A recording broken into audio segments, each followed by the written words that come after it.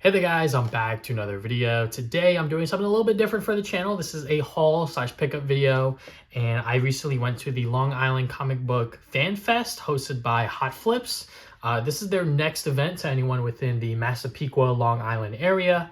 And yeah, I went there, what was it, yesterday, August 2nd. This next one's going to be a post New York Comic Con event. So might go there, might not. We'll see. Just because I think I'm gonna spend a lot of money when I go to New York Comic Con. But you know, this little event, they also had a massive signing with Rob Liefeld, who is the creator of Deadpool.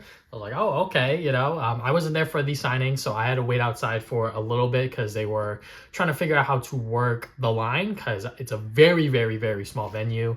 But you know, there were obviously some pretty cool books, pretty cool vendors there.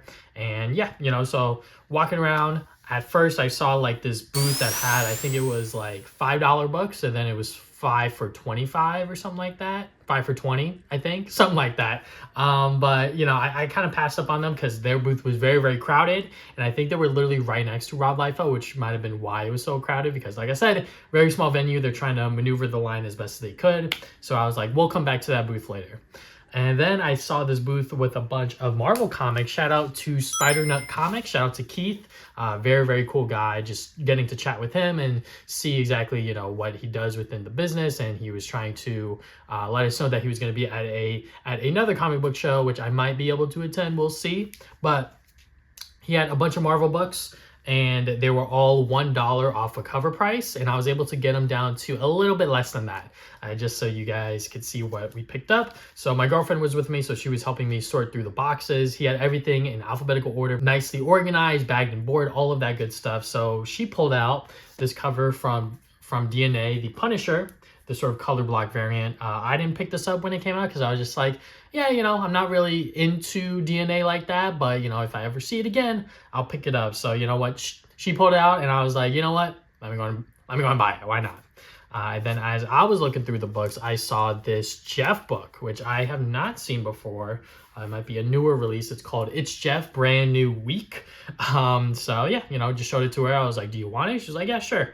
And yeah, Jeff books are pretty chill, pretty, you know, just like fun books to read. I don't think there's a lot of words in them anyways. You kind of just have to look at the art and sort of interpret the story that way. But, you know, fun, chill books to read. And then I saw that he had some Black Cat stuff. And this was a recent crossover with the Punisher that they are still doing. And I was like, I'll wait for the trade and then I'll read it all together. But, you know, my high on Spider-Man Brand New Day and also just seeing it there in person. And I was like, you know, he seems like a cool dude. Let me go and buy some of those books from him. So he had issue 11. And then he also let us know that he had some of like the newer releases from like a month or so ago. He hasn't been able to bag and board everything.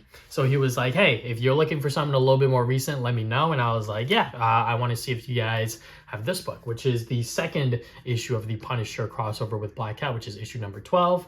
And yeah, issue number 13 should be out later this month in August. So yeah. And for all 4 of these books, I got it for $15. It was originally going to be $17, but I was like, can you do 15? And he was like, yeah, sure. So got these books for like $3.75 a piece, less than $4. And that's pretty good, honestly. So, you know, very, very happy with that haul. And also got a book for my girlfriend. Then when we got out of that huge crowd with the line for Rob Liefeld, I saw this booth with like trading cards and a bunch of other random collectibles. And I saw this Daredevil card. I'm not really into like trading cards or anything like that, but Daredevil, sign me up. So I was like, yeah, how much is the Daredevil card? And he grabbed it. He looked on, I guess, some sort of thing where you could just take a photo of it and then it'll tell you like recent, maybe like eBay or something like that. And he was like $2. So I was like, yeah, sure. $2, no brainer. I asked for a top loader and he was very kind enough to give it to me. So yeah, got a top loader, and also it was already in a sleeve, or maybe I put it in a sleeve. I don't remember, but yeah, $2 for a Daredevil trading card. That was pretty cool. And then there was this huge booth with dollar books, which we'll talk about at the end because I didn't go through them instantly. But then as we were leaving, I was like, oh, they got Sonic the Hedgehog books. And I think Sonic comics in general to see at a comic book convention are pretty uncommon / rare. But, you know, just to see them there, I was like, let me go and flip through them. They had a lot of the ratio covers, 1 in 10. And I normally don't go for those just because they're a little bit more expensive and a little harder to come by. But if there's a cover that I really, really like, I will try to hunt down for it. And one of them is Sonic the Hedgehog IDW number 69.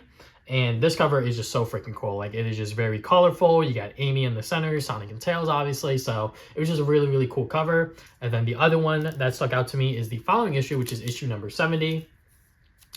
And these are in Mylar bags. And I think that there's like 3 backing boards in here. So, you know, just like make sure that they stay within like sort of pristine condition, if you will.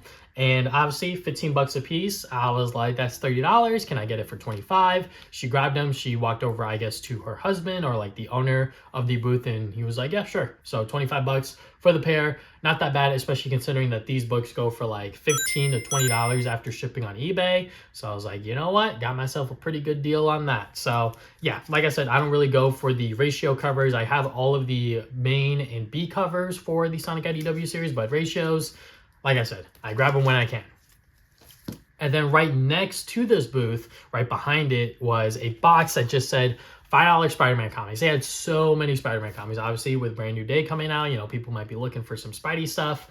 Personally, I don't really go for like a lot of older Spidey, you know, sort of like back issues and whatnot, because I think hunting for that is going to be expensive and also just like really, really tedious. Obviously, some of those key issues I do want to get someday, but anyways, towards like the back end of the box, they had this cover, which I have seen before, and I've used it for like my TikToks and whatnot when I talk about Tombstone. And it is this Spectacular Spider-Man number 206. It's Tombstone with a sort of shredded Spider-Man mask. It just looks really, really cool. I don't know if this does go for $5 on eBay or whatever, but I was like, $5, that's kind of like what the book is worth to me. So I was like, yeah, sure, let me just go and grab that for $5. Really, really cool cover. And it is also not a newsstand, just a direct issue. And then as we were walking around, we went through the middle and there was this comic book creator there. And his name is, good thing he puts the credits in the front page, Blake Zawaski. Hopefully I said that correctly. And he was selling me on his comic book, Philandra. Hopefully I said that right also. Heroine of Darkness. And, you know, when it comes to smaller and just like independent comic creators, I always want to try to support them, especially if the price is right. So so after he pitched the series to me, I was like, how much is, you know, the first issue? And he was like, $10. I was like, you know, double what you would see within like a normal comic book shop, obviously. You know, normally issues are like $4 to $5, but this is one guy, he's probably doing it, you know, with his own money and stuff. I was like, $10, that sounds good to me. So I want to go and check out the first issue. I read the first couple of pages and honestly, it was not that bad. The artwork definitely reminds me of like 80s and 90s cartoons. And I think the art is done by, let me see, Eli Ramos. So I was like, yeah, sure. Let me just go and check this out. And hopefully if I see him again, I will buy the second issue. And I think he's working on a third. So, you know, definitely want to, you know, follow up on this series if it is something that is up my alley. But yeah, always support local creators, especially if they come to a small show like that one. Last bit of the haul is, like I said, the same booth that I got the Sonic comics from. They had a bunch of dollar books. And obviously people are going to be swarming that booth just because they had so many boxes of just dollar books. And they actually had them pretty well organized. They had like a section of like all indies, and then they had a section of Marvel, and then a section of DC. I only went through the Marvel stuff just because we were sort of short on time, but I was like, you know what? I love Marvel books, so let me just go and start digging through them. And the first book that I pulled out is literally staring at me when I was like at the booth. It is Captain America, the 50th anniversary issue, number 383. Pretty clean copy. I mean, when it comes to like dollar books and like discount books, as long as I could see the cover and like it doesn't look that bad, I don't mind buying it. Even if there's like a tear or like some like nicks, doesn't really matter to me, especially since I'm getting them at such a deep discount. So this Captain America issue, it just looks very, very clean. And then I found this Avengers book, The New Avengers by Brian Michael Bendis. I hear so many amazing things about this run on the sort of Avengers, and I've never read it. So, you know, I could go and use this copy to like try it out, and then I'll like buy like the omnibus to like read the rest of it. Or I could just subscribe to Marvel Unlimited and read it digitally if I really want to. But yeah, you know, number one, very, very easy purchase for me personally, because I also love Brian Michael Bendis. Then some Spidey issues. We got the Spectacular Spider-Man number 140. It has a scope of him near the Statue of Liberty. I mean, just very simple, but also very cool cover. And then we got a Ghost Rider issue. I normally would not buy Ghost Rider, but obviously with the recent announcement that Ryan Gosling is going to be playing the character in a upcoming movie, I was like, you know what, this Ghost Rider issue looks pretty cool. It looks like it is Johnny Blaze versus Ghost Rider, and I have no idea what's going on. But I always wanted to go and get into the Ghost Rider character in general, so maybe I'll try this out. Maybe I'll read it, see what the hubbub is all about. I think comic books, even if you're like in the middle of like an arc, usually you can just jump into it and kind of piece it together in terms of what's happening, especially with like the newer books. They do a pretty good job of doing that, in my opinion. This next book here is something that I have seen within Lunch Money Comics. Shout out to Mike. I think he goes around conventions and like tries to get as many creators to sign this book as possible. And I think it is this one, Heroes for Hope, starring the X-Men. And he literally gets so many signatures on this. It's like the front and the back. So when I saw this, I was like, oh, I want that, just because, you know, he is one of my favorite comic book creators at the moment. And every single time I see one of his new videos pop up, I'm still going through like his backlog of like the older vlogs and stuff like that. He's just a fun creator to watch, especially because he does like the sort of shopping and haul videos of that sort. So yeah, you know, just wanted to go and add this to my collection. Also, it is just pretty cool cover. We'll stay on the X-Men / Wolverine train. I found this one, which is of a Old Man Logan issue number 67. So as you can see, this is, I want to say the second or third issue within the Old Man Logan story. And it has all of the Marvel heroes dead on the ground. You got Hawkeye and Logan there. So the cover itself is a little bit, I want to say like water damage or something like that, but like I don't really care. He had two of them and I just wanted to go and get this one because like I said, Marvel heroes dead on the ground, kind of cool. Now we got some Daredevil stuff. So we got issue number 268.